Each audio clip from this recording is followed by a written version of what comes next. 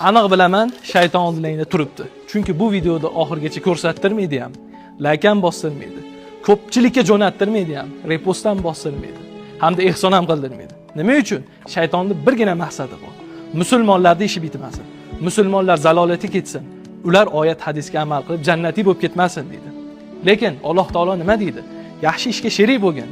Ehsonning mukofoti faqat ehson deydi. Do'stlar, siz bilan biz mo'min musulmonlar kimga gapga kiramiz? Shaytonnimi yoki Rahmonnimi? Hammamiz o'zimizning qo'limizda turibdi. Siz 10 ming so'm ehson qilingki, siz bilan bizning onalarimiz ham mana shu ulug' yoshlarga yetib yursin. Agar onangiz o'tib ketgan bo'lsa, ehson qilingki, mana shu qilgan ehsoningizning ajrlari, savoblari onangizni ruhini shod aylasin. Chunki nimaga? Bu qurilayotgan uy boshlariga musibat tushgan boshpanasiz qolgan 75 yoshdan ulug' bo'lgan onaxonimiz uylari. Do'stlar, bu dunyo kalkulyatorida cho'ntagingizdan 10 ming so'm chiqsa ziyondir. Lekin Alloh taolo